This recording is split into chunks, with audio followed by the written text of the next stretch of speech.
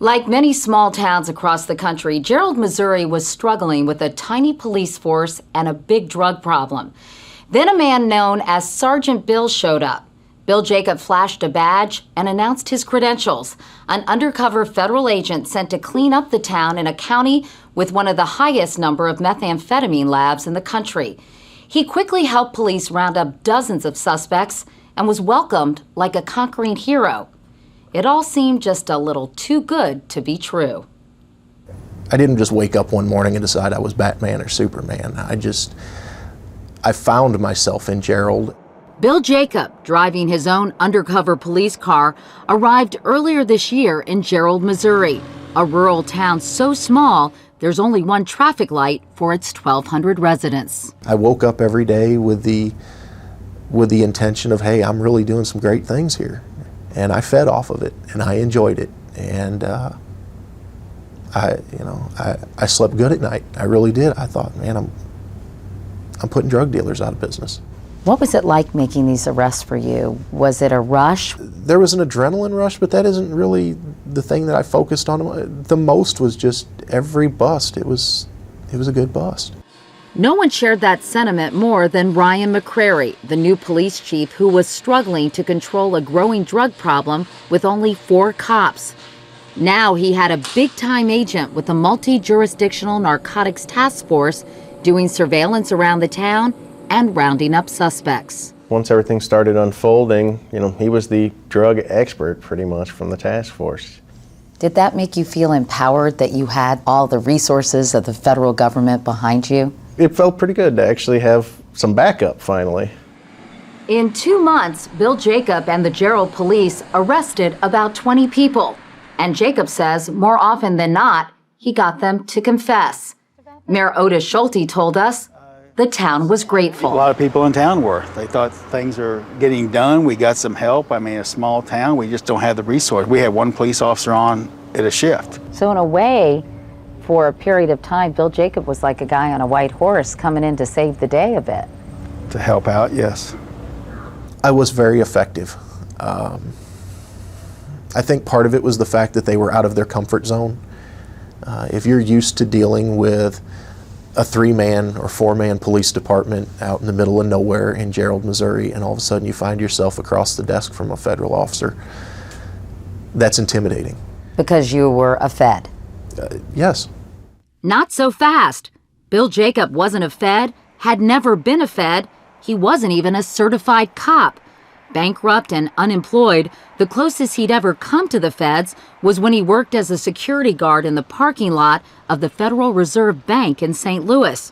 But he was creative, and he concocted an elaborate scheme to con the entire town of Gerald into believing he was an agent working with a federal task force. What was the name of the task force that you told the police chief you worked for? Multi-jurisdictional narcotics task force. How did you come up with that? Actually, it sounded good. I've heard that it was used in a movie. I'm attached to a multi-jurisdictional federal task force. The movie was Beverly Hills Cop 2. I've seen that movie. Maybe I had it subconsciously in the back of my head. I understand you had an official-looking badge, a 6-point star, with the task force name on it. Where did you get that? From the internet. From the internet? From the internet. And you also had business cards with the Justice Department logo on them. Yes. How did you do that? It's not that hard to make a business card. I had to have these things.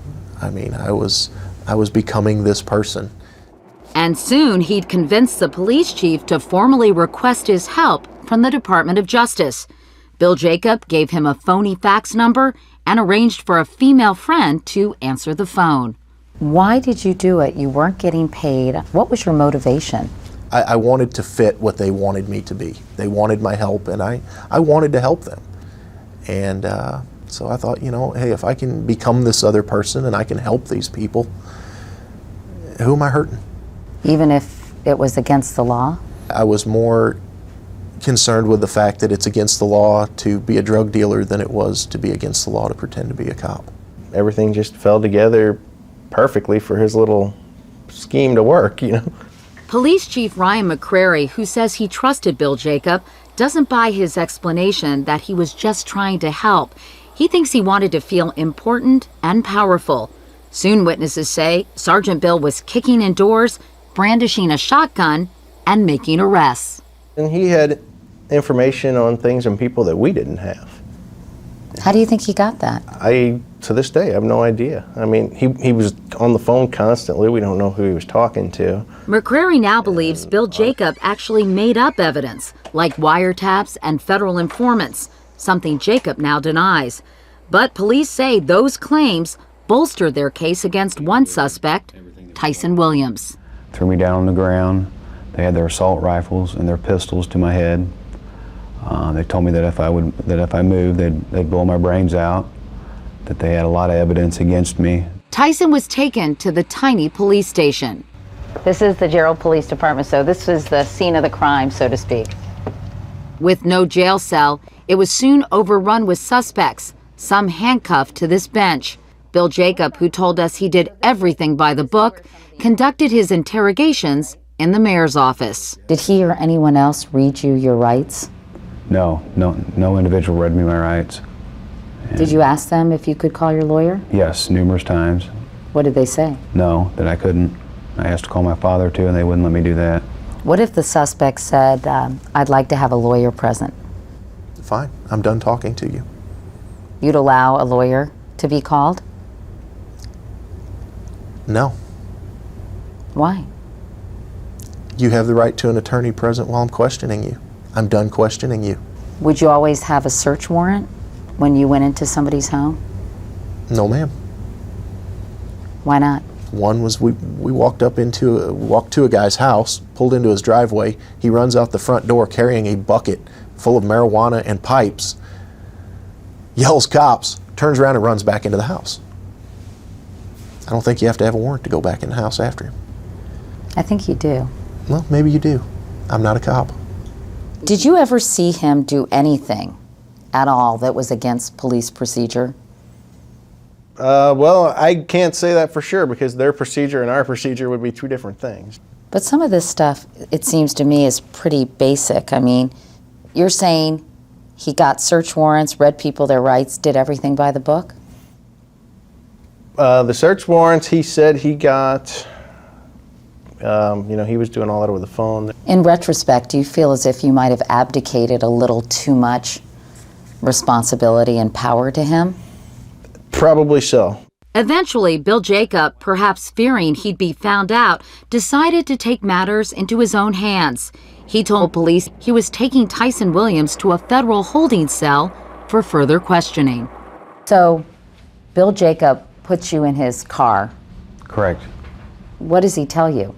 That he's going to take me to a federal holdover. And as the conversation went on, he turned around and took me to my girlfriend's house. Told me to call him twice a week and not to go outside, not even to check the mail. A few weeks later, the story of Bill Jakob, federal agent, began to unravel. An enterprising reporter with a local paper named Linda Trest did something no one else had done, a background check. 2 months after he joined forces with the Gerald police, the real FBI arrested Bill Jakob, and his cover was blown. It turns out he had a long history of being a con man. This isn't the first time that you've lied about something.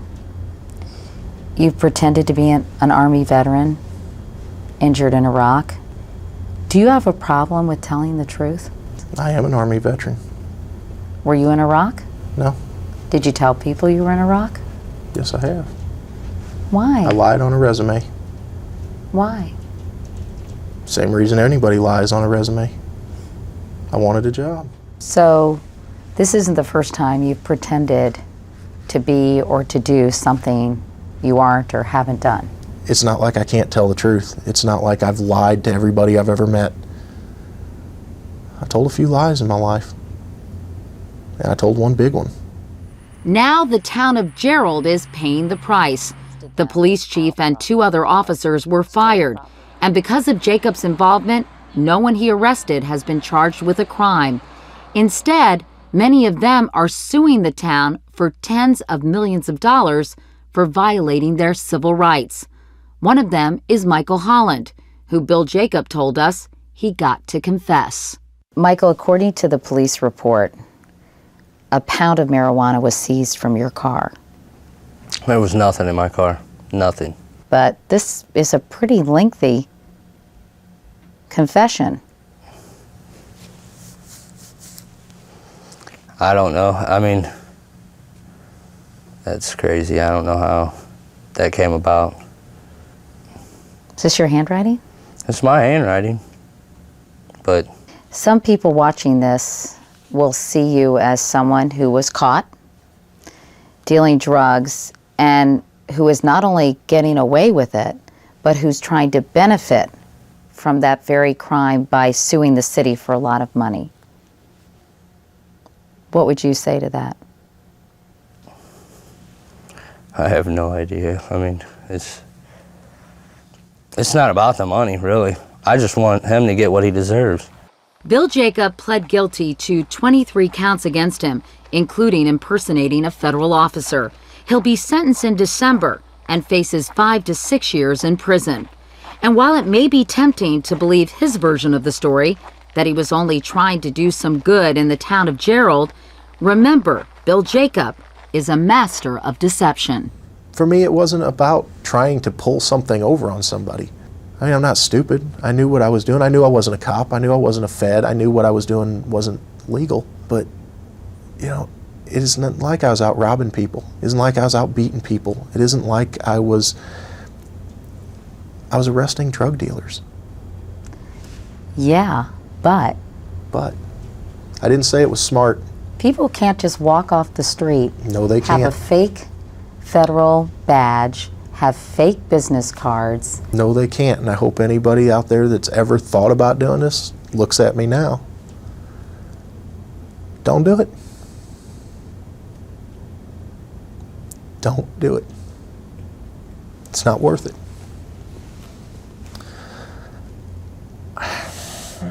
I'm not ashamed of the fact that I cleaned up a town. I'm going to prison.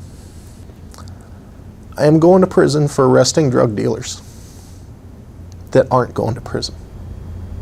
That's not why you're going to prison. But that's all I did.